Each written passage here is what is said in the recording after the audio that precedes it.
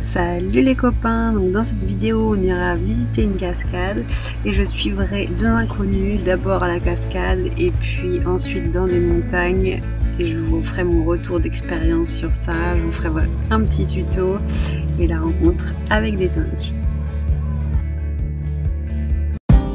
Alors voilà, c'est moi Camille, la fille qui voyage seule à travers le monde. Grâce à Denver, mon Land Rover Defender. Pourquoi je voyage? Car j'aime l'aventure, le dépaysement, la découverte des autres et de moi-même. Je vis à plein temps dans mon 4x4, alors mon quotidien est la nouveauté, l'adaptation, la nature, parfois les galères, la solitude, la joie, la tristesse. La vie sur la route est sinueuse et remplie d'émotions qui me font vibrer. Suivez donc mes vidéos pour découvrir ma vie nomade. C'est parti pour de nouvelles aventures, je roule en direction de Ceuta et je vais m'arrêter sur le trajet pour visiter de beaux endroits. Donc d'abord on commence par cette cascade, donc c'est la plus haute de l'Afrique de l'Ouest. Et c'est très impressionnant, il y avait un décor magnifique et comme il avait beaucoup plu, il y avait un sacré débit, donc c'était vraiment joli. Donc cette cascade, elle fait 110 mètres de haut sur 3 paliers. Et l'eau était vraiment chargée en sédiments vu les pluies torrentielles. Donc l'eau, elle était un peu orangée, c'était très impressionnant. Mais normalement, c'est un peu plus vert que ça. Il y avait aussi des singes trop mignons. Après, je me méfie un peu parce que ils pouvaient te tirer des choses comme ton portable et tout parce qu'ils les nourrissent, donc ils sont pas du tout sauvages, donc je me méfie quand même de ces petites bêtes là, même si c'est trop mignon.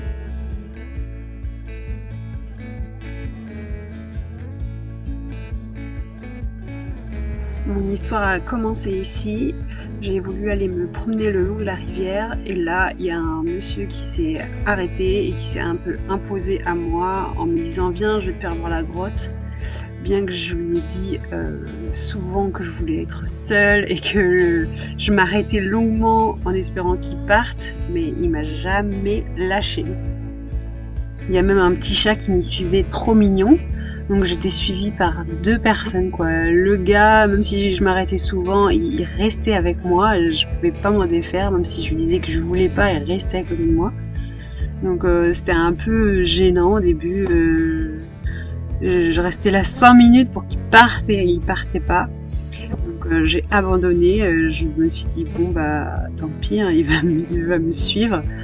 Et après il me donnait des explications, il parlait pas très bien français mais il était gentil quand même, il me faisait voir là il y avait une source d'eau.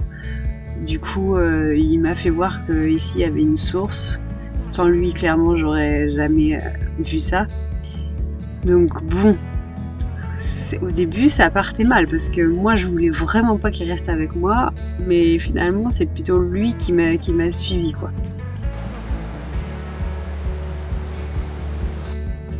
Donc j'avoue que j'ai pas eu vraiment le choix, mais il m'a fait voir le chemin pour aller jusqu'à la grotte.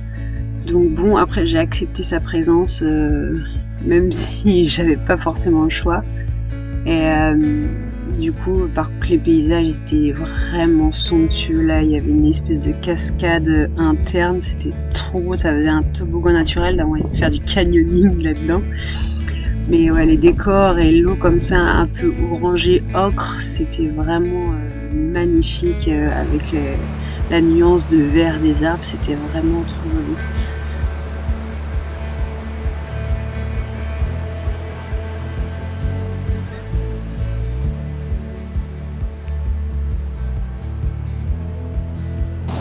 Du coup, l'eau, elle passe dans le trou et elle ressort ici.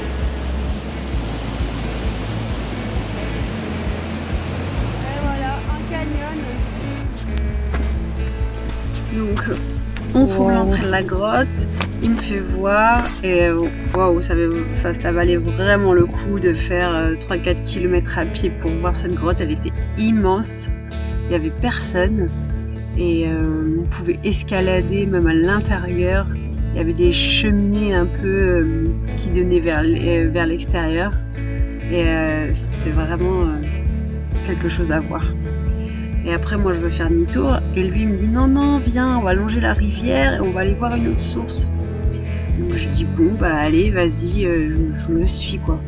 Mais sauf que j'avais pas compris que la source, elle était hyper loin. Donc, c'était un peu compliqué pour moi parce que en tout, j'ai peut-être fait 10 km, quoi. Et j'étais épuisée. Il y a même un chat sauvage mort. J'ai jamais vu cet animal de ma vie. Bon bah il est mort, c'est tellement triste.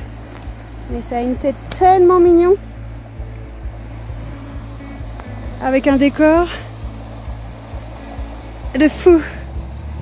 Comme toujours.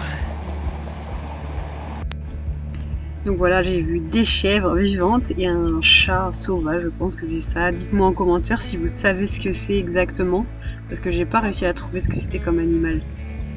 Donc après on continue, on doit escalader souvent des rochers pour passer à côté de l'eau, donc c'est vraiment une randonnée hors des sentiers battus. Après on trouve encore une autre source d'eau, et celle-là elle a des propriétés médicinales, ils disent que ça nettoie le rein, les reins et le foie, je sais pas trop si c'est vrai. Donc on boit un petit coup parce qu'il faisait quand même chaud. Et là, je trouvais ça joli, en fait, la différence entre l'eau de la rivière et l'eau de la source, ça faisait deux couleurs. Donc après, on commence à remonter la pente. Et lui, il marche avec des chaussures toutes cassées. Toutes cassées, tes chaussures. No problème. Donc là, j'étais au bout de ma vie, ça montait vraiment. Et puis je commençais à m'inquiéter parce que lui, il paraissait bizarre, mais je sais pas, il commençait à parler tout seul et tout ça, donc je commençais à vraiment m'inquiéter. Que tout à l'heure, on était tout en bas, on suivait la rivière. Et là, on a gravi tout ça. Je veux plus de ma vie.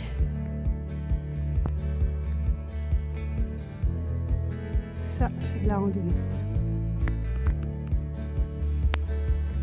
Mais heureusement, j'étais vraiment contente de retourner au point de départ. Quand il m'a ramené au bon endroit, j'étais vraiment heureuse. Je lui ai donné quelques dirhams et je suis vite partie parce que je sais pas, j'avais pas spécialement confiance en lui. Bien qu'il m'a fait voir des endroits vraiment jolis, je sais pas, je le sentais pas à la fin, j'ai l'impression qu'il disjonctait complètement. Donc voilà, se faire suivre par quelqu'un, c'est pas toujours agréable, mais je m'en suis bien sortie. Donc là après je vais voir au pied de la cascade où c'était tard, du coup il y avait plus de tourisme, il y avait beaucoup de restaurants. Vous pouvez boire un jus d'orange, il y avait même des petites barques comme ça pour les touristes, pour les amener au pied de la cascade. Mais c'est vraiment très impressionnant, je conseille à tout le monde d'aller voir cette cascade.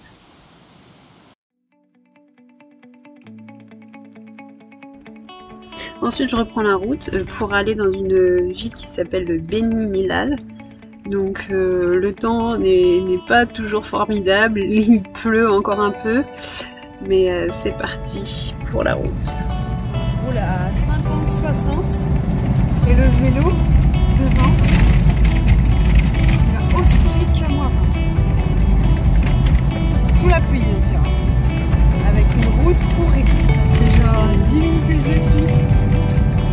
Là je suis à 60. Elle te rattrape pas. Ah, là ça monte. Beni Mellal, c'est vraiment une très grande ville, il y a 200 000 habitants et elle est située au pied du Moyen Atlas, ce qui fait qu'il y a des montagnes vraiment pas loin et beaucoup d'eau, des sources d'eau comme ça.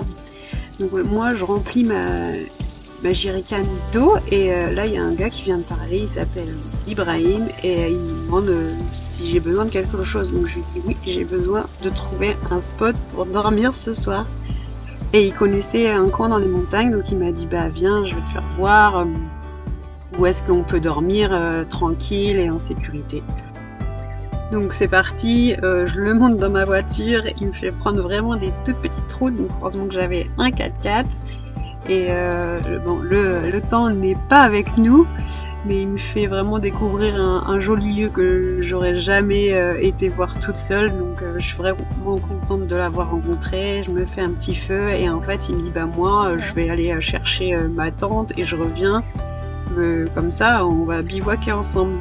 Donc je trouvais ça trop cool pour la première fois de partager un bivouac avec quelqu'un. J'avais encore jamais fait ça et surtout un local qui connaît bien le coin et comme ça il pouvait me faire découvrir des lieux cool. Donc le lendemain matin il pleuvait toujours, on arrive à prendre un petit déjeuner grâce à mon gaz et de partager ce petit moment. Franchement c'était vraiment cool, j'ai apprécié faire ça à deux. Donc en fait je retiens que suivre des inconnus, bah franchement ça m'a toujours réussi parce que lui franchement je le connaissais pas il y a 24 heures et on s'est trop bien entendu et surtout il m'a fait découvrir la montagne que je connaissais pas. Donc en fait je pense qu'au Maroc on peut faire confiance aux gens. Après bien sûr faut écouter son instinct et le feeling et si tu le sens, bah moi à chaque fois j'ai fait des belles découvertes humaine et aussi de la nature grâce à des inconnus. Donc je conseille à tout le monde de faire la même chose.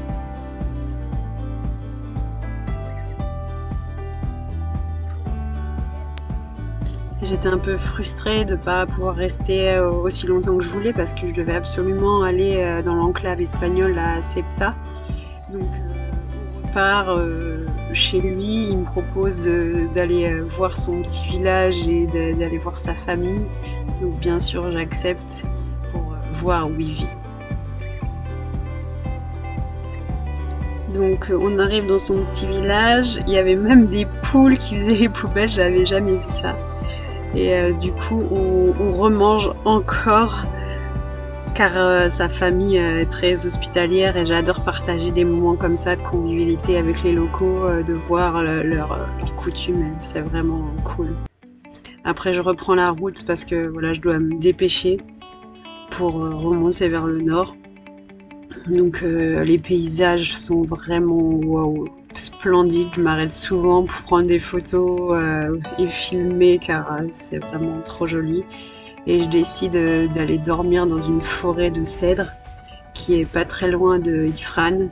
La météo est assez spéciale, il y a beaucoup de brume dans la forêt, du coup ça fait un petit peu peur. Mais j'adore et le matin, le réveil comme ça, c'est trop beau, la lumière qui transperce entre les branches.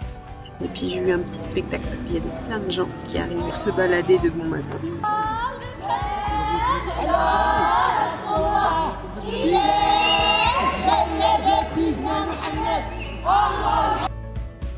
J'ai vraiment adoré dormir ici, entre les arbres, dans la nature, les petits oiseaux, le silence, la brume du matin, c'était vraiment trop agréable.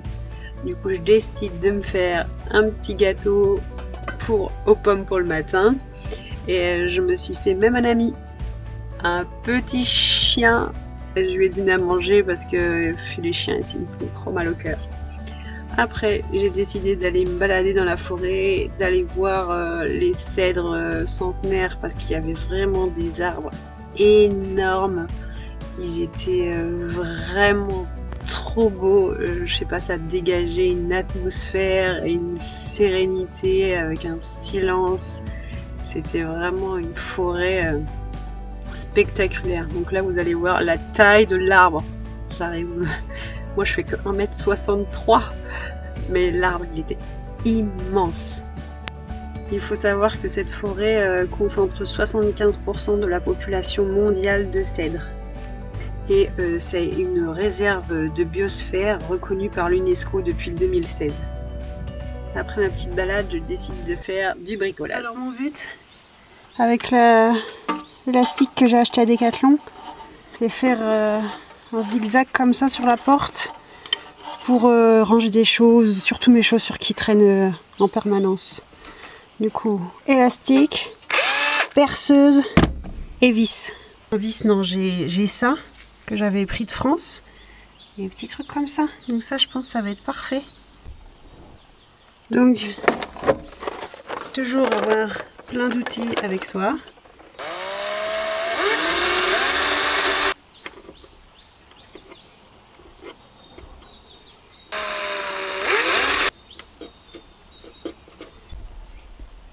Donc j'ai mis tous les petits œillets de chaque côté.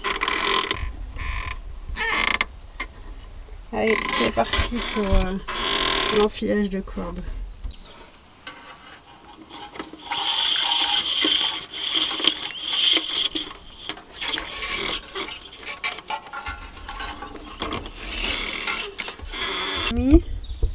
Je suis arrivée en bas. Donc là, je vais bientôt tendre et faire un nœud. Quelque chose. Là, je pense que c'est bon. Alors voici le résultat. Je suis plutôt contente. Je mets souvent des chaussures qui traînent. J'accroche mes torchons comme ça, ils sèchent bien. Pas loin du spot où j'ai dormi, il y avait plein de singes. Donc je les trouvais trop kiki, trop mignons. Des bébés qui jouaient, les parents dans l'arbre, tranquilles. Mais aussi le revers du décor, c'est que beaucoup de gens s'arrêtent sur le bord de la route, les nourrissent. Donc je trouvais ça quand même, c'était une attraction touristique quoi. Je trouvais ça assez dommage qu'ils ne restaient pas sauvages. Vous voyez ça, les gens, ils leur donnent des cacahuètes et après ils mangent trop, ils vomissent quoi. Je trouve ça un peu écœurant. Mais bon, c'est la loi du tourisme de masse. Et après, je reprends la route pour aller à Ifrane. La Suisse marocaine, parce qu'ici tout est joli. On se croirait en Europe. Tous les murs sont beaux, il n'y a pas trop de déchets.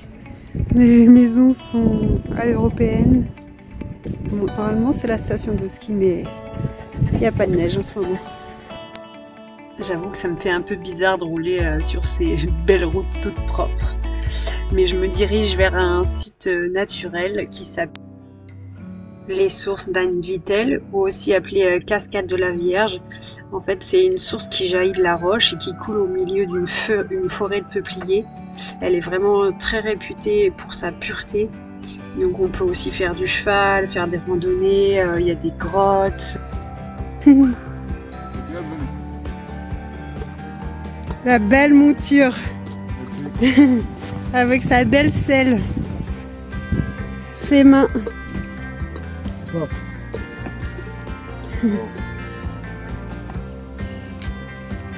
Donc j'ai pas pu résister à monter à cheval car j'adore ça, allonger la rivière. Franchement c'est vraiment trop beau cette profusion d'eau. Et après il m'emmène jusqu'aux grottes. Wow, elle est immense celle-là.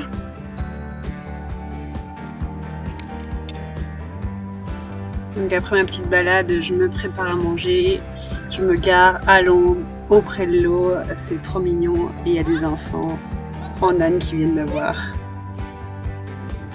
Pas d'argent.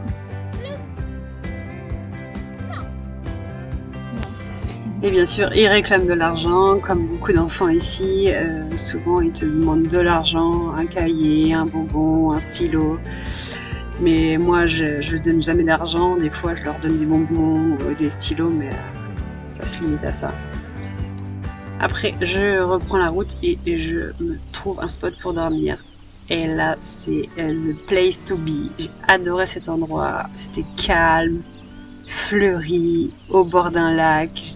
Toute seule, dormir ici. Du coup, je suis restée 2 nuits ici tellement c'était trop beau. Cette vidéo s'achève ici. Donc la prochaine fois, on ira à Fès. J'irai encore voir des tanneries, visiter la ville. C'est vraiment une très belle ville, pleine de vie. Je vous ferai voir aussi des paysages merveilleux en montagne et attention, je suis tombée en panne. Donc la suite de mes aventures au prochain épisode et surtout, vivez vos rêves.